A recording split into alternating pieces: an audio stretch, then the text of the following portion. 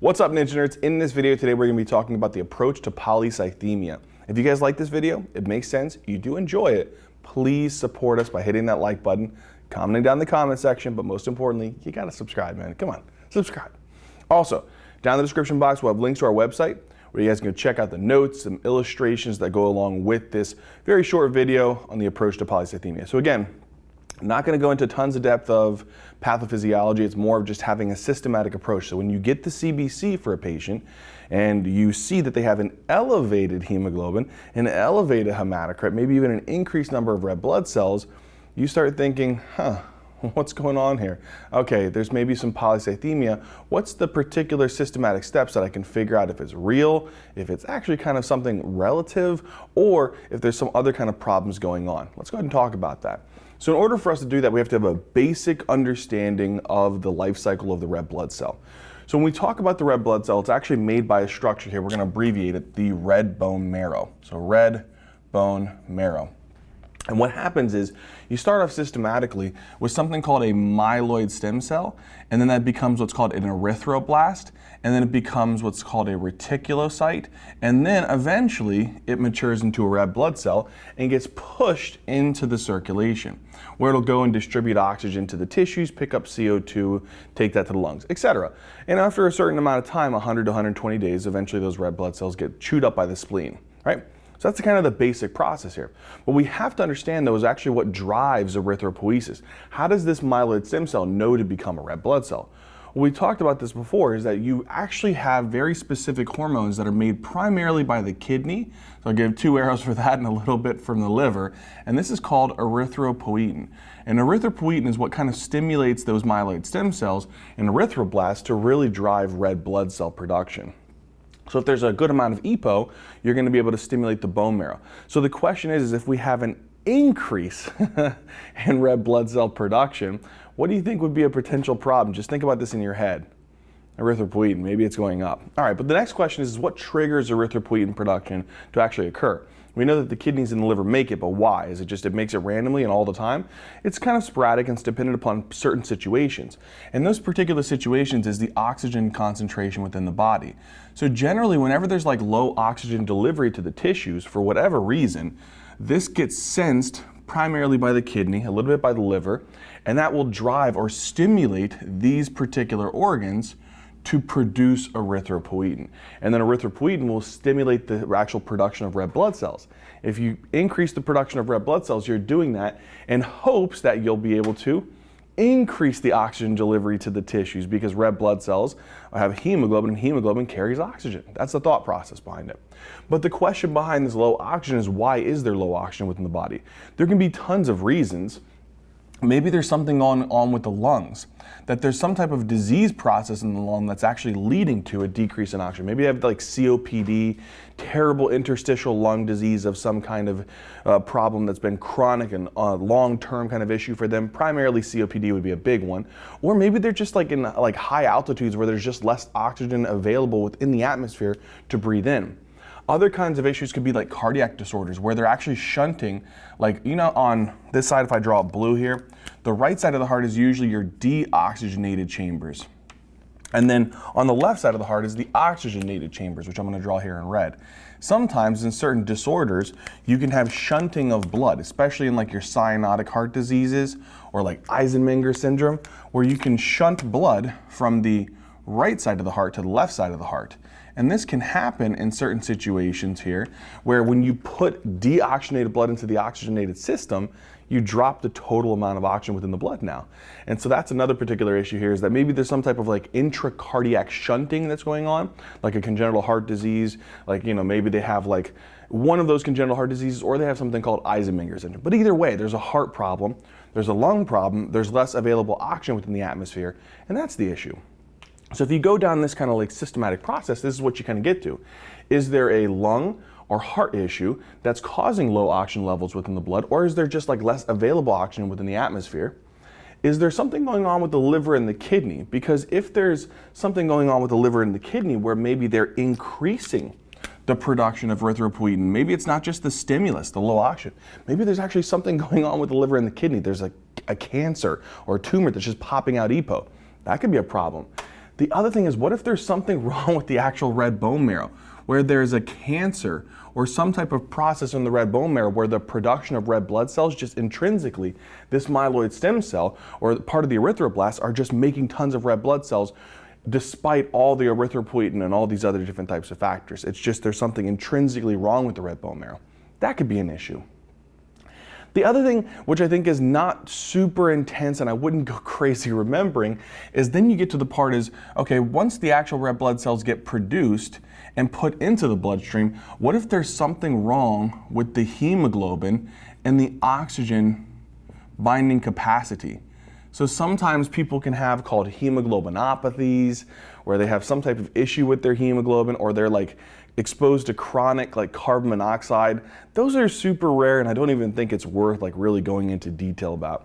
But do be aware, like in the back of your mind, it might not always just be these particular lung, heart, liver, kidney, bone marrow issues. There could be something wrong with the hemoglobin itself and the affinity that it has for oxygen. Sometimes the way that they truly can test this, if you really want to remember, is you can check the hemoglobin oxygen affinity.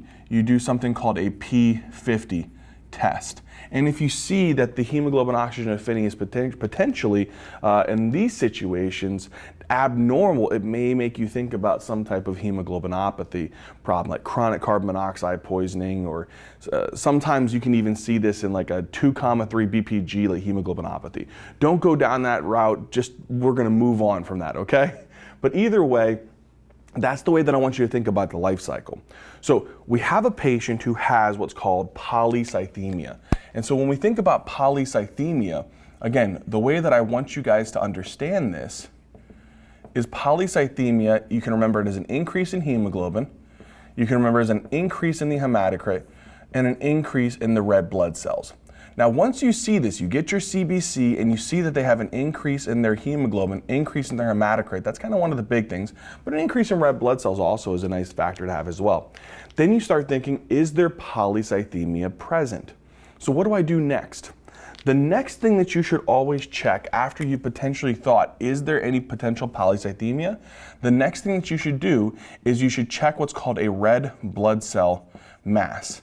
Now this test, you have to kind of like remember that this test is somewhat kind of like unnecessary sometimes, but it's kind of like a radionuclide test, which tells you your red blood cell mass. And what this helps us to do is actually say, is this some type of relative erythrocytosis, which is due to like a decreased like volume state, like dehydration kind of issue? Or is it a true, like potentially like a polycythemia? Because in situations where the red blood cell mass is actually normal, would tell me, oh, then there's not likely a lot of hemoglobin that's actually within the red blood cell that's being produced. It's likely that maybe the red blood cell is a little dehydrated in some way. And so when I check the red blood cell mass, I want to know, is it normal? Because if it's normal, that might make me think of this condition here called relative erythrocytosis. But if I check it and it's an increased red blood cell mass, then that makes me think, is this actually truly polycythemia? And then I go into the area of primary polycythemia. Is it something wrong with the bone marrow? Or secondary polycythemia? And is there something wrong with all of these things that we talked about? The liver, the kidneys, the oxygen concentration due to the heart or lungs, okay? So that's the first thing that I'll check. Now, after I check the red blood cell mass and I say, okay, could it be relative erythrocytosis? Let's say that I check the red blood cell mass and it's normal. So with this condition here, the relative erythrocytosis, what I want you to remember is they're going to have a normal red blood cell mass. That's one of the big things. Then what you have to do is it's primarily history. So looking in their history, have they recently lost lots of fluid from their body? Because what can happen sometimes is that it may look, you'll get a high hemoglobin, a high hematocrit, but your red blood cell net mass will be normal, and it's because these actual red blood cells are somewhat dehydrated.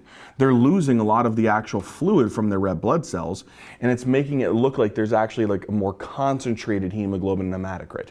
So it's sometimes we call it's like hemoconcentration.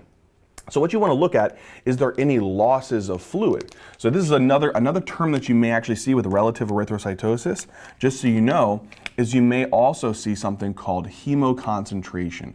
And it's basic, I kind of like that name as well, with hemoconcentration concentration, it kind of makes you think like, okay, they're losing plasma volume, and it makes you kind of think, oh, maybe they're a little dehydrated, and it's just dehydrating out the actual, what? The hematocrit. So sometimes you can kind of drop the actual like fluid within inside of the red blood cell. So the red blood cell mass may actually be kind of on the normal side. But the way we actually want to look about this is when you actually take a look at the hematocrit. You know the hematocrit, we have our plasma volume, so this would be the plasma. And then you'll have something called the buffy coat, which will be just like where your white blood cells and you have your platelets in there as well. And then you have your red blood cell component. So all of this would be your red blood cell component. Now, generally what happens is when somebody actually becomes dehydrated, you drop their actual plasma volume. And normally when you look at like percentages of this, like this is usually 55%. This one is actually usually just like less than 1%. And then usually this portion here is like around 45%. And the hematocrit is like basically the amount of the red blood cell portion. Whenever somebody becomes dehydrated because they're actually having lots of vomiting, right? Maybe they're not actually having a good adequate PO intake, or they're vomiting, or they're peeing out the other end here. They got like diarrhea, and from that they're losing tons of volume, or maybe they're taking diuretics. And with diuretics, it's the exact opposite. Now they're not peeing out of their mouth or out of their butthole. In this case, they're actually peeing out of their pee hole, and they're losing tons of volume in that situation. So in these scenarios, they're actually going to be relatively dehydrated. So their plasma volume will decrease, which makes it look as though there's a higher hemoglobin hematocrit, but it's more just the concentration of it. And that's where it becomes more complicated in those situations. So again, when you look at these, the true way to determine if it's relative erythrocytosis is to check the red blood cell mass. If it was high, that would mean that there's lots of hemoglobin, lots of hematocrit that are increasing the mass of the red blood cell. But if there's a normal red blood cell mass, it's unlikely that it's a lot of hemoglobin and a lot of hematocrit that's actually bumping it up. It's more just likely the hemoconcentration from volume losses from the body. And that would be it. That's done. We don't need to move on any further. But let's say that you check the red blood cell mass and it's increased. Well, now I don't know which one of these it is yet. So what I have to do is I want to know, is it a primary bone problem, or is it something that's telling the bone marrow to make more red blood cells? How do I determine that? EPO. EPO will tell me. If the EPO is high, then I know it's one of these issues. If the EPO is normal, or low in this case actually we could say, then I know that it's actually a bone marrow problem. And the bone marrow doesn't care about the EPO, it's just going to continue to pump out red blood cells. And actually in that situation, if your red bone marrow is actually pumping out tons of red blood cells, it'll actually cause a negative feedback and try to shut down EPO production. So it actually should be kind of on the lower end. So if I do that, the next thing I would do is after I check my red blood cell mass, the next thing I'm going to do is I'm going to check my EPO levels. And then I want to know, is the EPO levels low? Because if it is, it's likely a primary polycythemia. If the EPO levels are high, that's probably some type of secondary polycythemia. And then I got to go thinking about these problems next. All right, so if I think it's a primary polycythemia, and I check this, what would be, again, the big factors here? They would have a increased red blood cell mass, and then likely a decrease in EPO. Because the red bone marrow is the problem. It's hyperstimulated. There's some type of cancer of the red bone marrow, where it's just blasting and blasting out increased numbers of red blood cells. If you have lots of red blood cells, you have lots of oxygen carrying capacity. So if there's an increased number of red blood cells, there's technically an increase in oxygen delivery to the tissues. And your kidneys and your liver will not be stimulated as heavy to make erythropoietin. And so this will actually lead to an inhibition and therefore a drop in EPO production. Because normally what stimulates EPO? Low oxygen. If you're pumping out tons of red blood cells, you're going to have lots of oxygen bound to it, lots of oxygen delivery, and that's going to tell the kidney and the liver stop making EPO as much. And the EPO level should drop. Well, the question is what the heck is happening with inside of these actual cells inside of your bone marrow that's causing them to make lots of red blood cells? There's a mutation. And that's what we actually test for. What we look for is we test for a very specific mutation within the genes of these actual erythroblastic cells. And what we're looking for is something called a JAK2 mutation. And if you find that and you test for that and it's positive, you've automatically made the diagnosis of Polycythemia vera. So if they have an increased mass, it means that they're making lots of hemoglobin, lots of hematocrit, that increasing the size of the red blood cell. EPO's low, tells me the bone marrow is the problem. And then if I check for the JAK2 mutation and it's positive, I know it's the actual primary polycythemia vera in this issue. Okay, now we got to talk about what if the EPO's high? How do I know which one of these it is? Let's talk about that now. All right, so now that we've done that, then I get into the next component here. Is it like a secondary polycythemia? And the way that I can actually determine that is you can have something called which is an actual appropriate, like absolute polycythemia, meaning that it's actually an acceptable response to whatever's going on within the body, or an inappropriate absolute polycythemia increase in red blood cells because there's something super pathologically like wrong right now, maybe like a tumor that's pumping out EPO. So let's talk about these. So again, we've gone through here, we see potential signs of polycythemia, we rule out if it's actually hemoconcentration or relative erythrocytosis with red cell mass.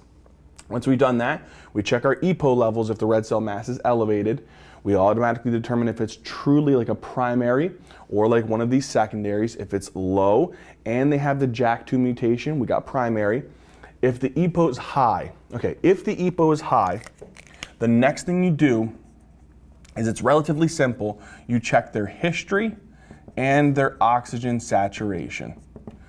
So what this is going to help me to determine is, do they have a history of smoking? Do they have a history of COPD? And if they also do, I might even be able to just, maybe they don't know that or I don't have it in their history, but it's been undiagnosed and they truly have COPD or some type of chronic lung disease that's been causing some type of problem where they're not able to increase the oxygen within the blood, and over time they have this issue of hypoxemia.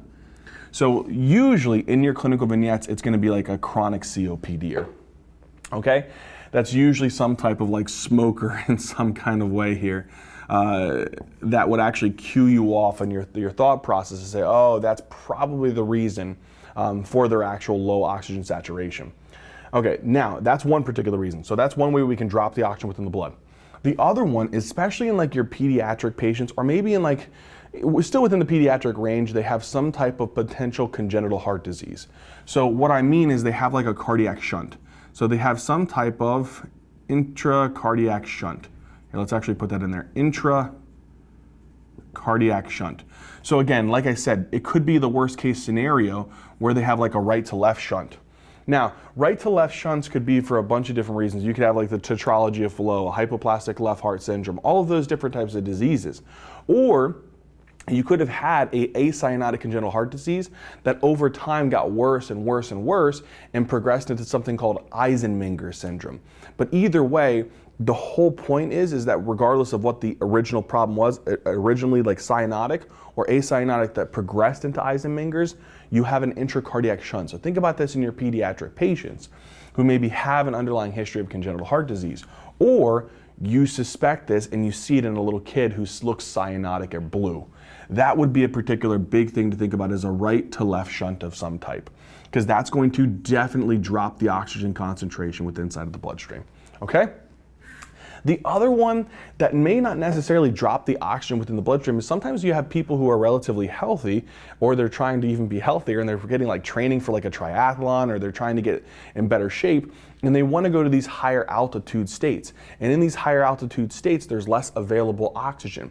And when there's less available oxygen within the atmosphere, technically that would do what? Lower the oxygen somewhat within inside of the bloodstream. Maybe not as pathologically as compared to someone with a chronic COPD or an intracardiac shunt, but it would lower the oxygen levels. So potentially being at like these high altitude states where they're trying to train and get better to be able to tolerate lower oxygen levels, why would this be helpful? Well, what happens is in all of these low oxygen states, what does that do to the kidney? In all of these states here, it all stimulates the kidney and tells the kidney, hey, there's low oxygen carrying capacity within the body. I need you to bump up the production of erythropoietin. And so erythropoietin production will actually increase and try to stimulate the bone marrow to make more red blood cells. Because if you increase the production of red blood cells, the whole thought process is that you'll be able to deliver more oxygen. And that's the whole process. So sometimes what you can actually see is you'll see these patients who have end-stage COPD, or you'll see a patient who has some type of intracardiac shunt, or you'll see a patient who's training at high altitudes or lives in high altitude areas, and you'll look at their CBC and see that they have an increased number of red blood cells, and polycythemia vera, that being. And it's because they have low oxygen levels, whether it be pathologically or appropriately because they're at high altitudes, and it's causing their red blood cells to be increased in number. That would be relatively obvious in your clinical vignette.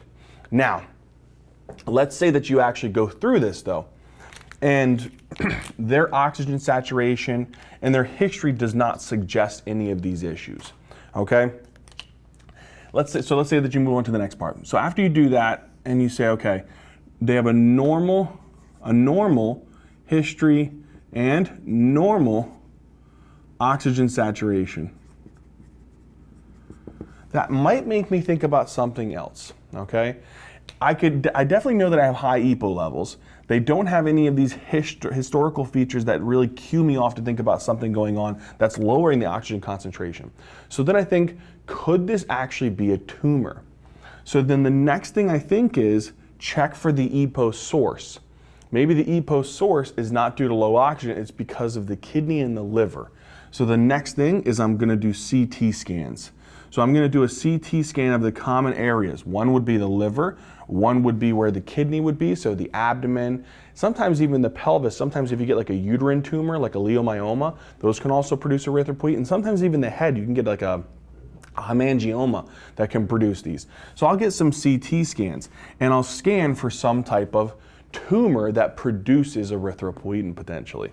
So if that was the case and I found a tumor, and the ones that you're going to want to think about on your exam is likely going to be like a renal cell carcinoma, that's going to be the ones that you'll probably see. Let's do a different color just to be different. Here, we got this one. This is called your renal cell carcinoma or a hepatocellular carcinoma. These bad boys are pumping out EPO without any kind of stimulus. They don't need that low oxygen, particularly delivery stimulus. They're pumping it out because they have some type of tumor that's actually present that's causing them to make this. Then it's stimulating the actual red bone marrow to increase the production of what? Your red blood cells. So in these patients, they'll have an increased number of red blood cells because of what? Because there's an actual tumor that's causing it to actually drive the bone marrow to increase the number of red blood cells. My friends, that is how we would go about determining the actual source or the diagnostic approach to someone with polycythemia. But we're not done.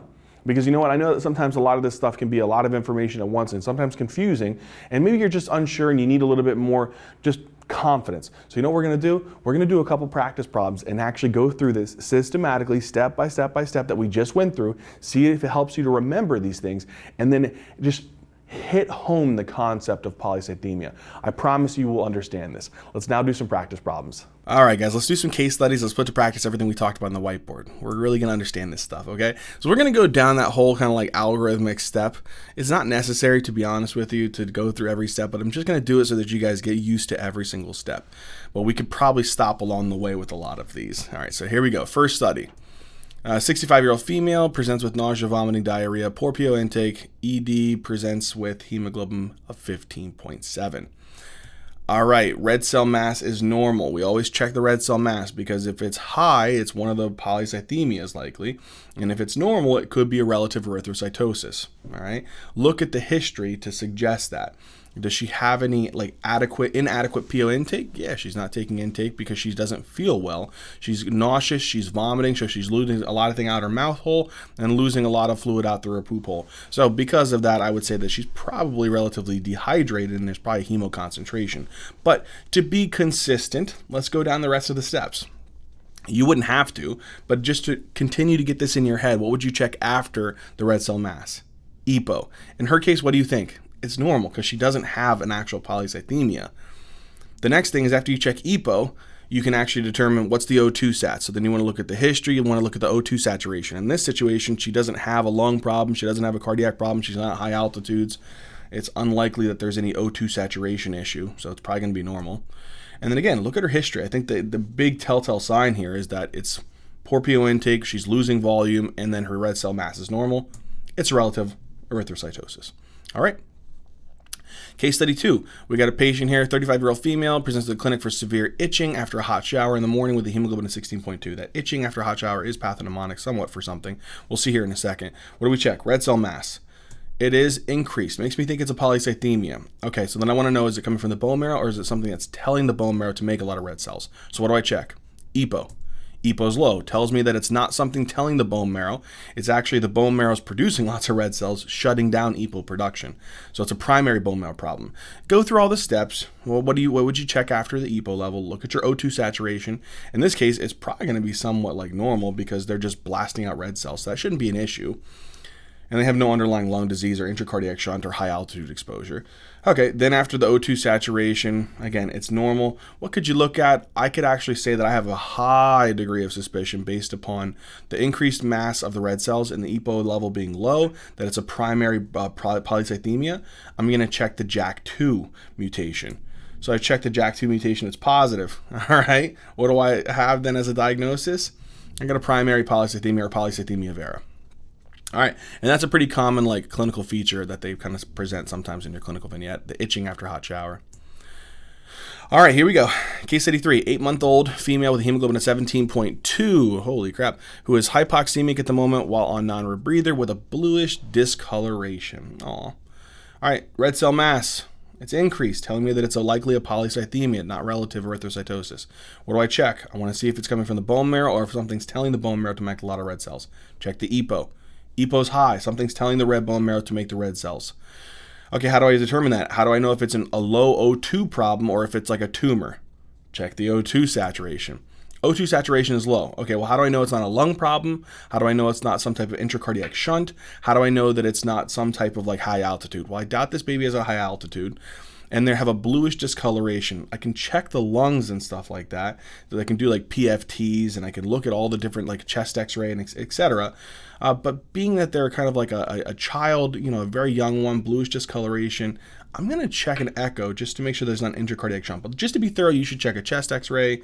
You should also consider doing O2 saturation studies, giving them high oxygen, seeing what happens, and then also checking an echo for an intracardiac shunt. So I'm going to go with that. Echo shows a cardiac shunt. All right, well, there we go. We now know that this person has some type of intracardiac shunt as a problem. So would I do anything else? I don't really need to. My diagnosis is an intracardiac shunt. It actually comes to find out that the patient actually had a VSD, a very large one, and didn't get treated for it. Ended up actually causing Eisenmenger syndrome, where the shunt actually started switching, going from the right side to the left side. Terrible stuff. All right, case study 4. 82-year-old female, hemoglobin 18, past medical history of COPD, now with an exacerbation. Red cell mass is increased, tells me it's a polycythemia. I want to know, is it coming from the bone or is it something telling the bone? EPO level's high, so now I know that there's actually something telling the bone. All right, so is it a low O2 or is it a tumor?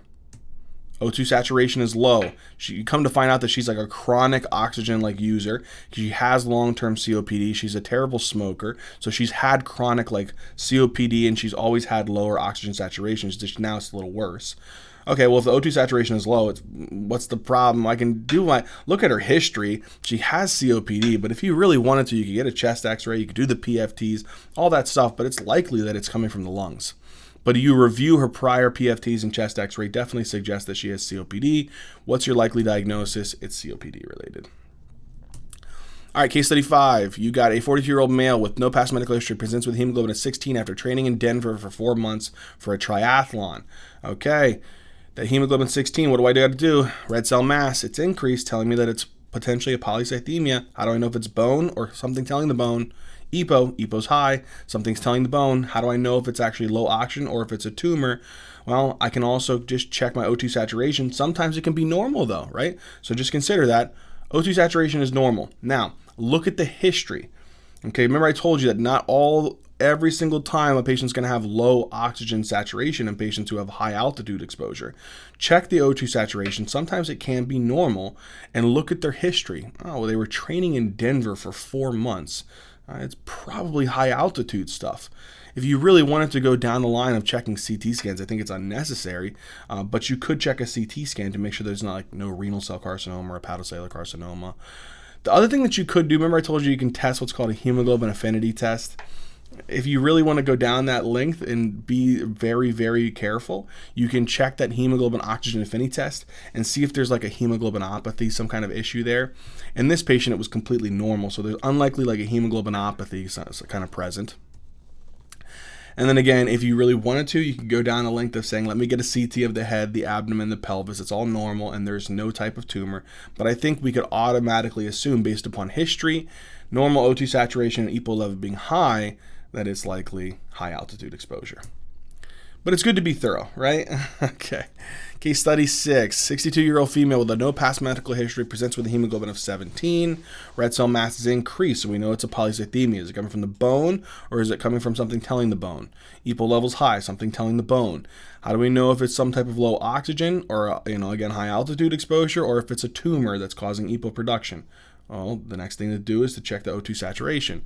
O2 saturation is normal.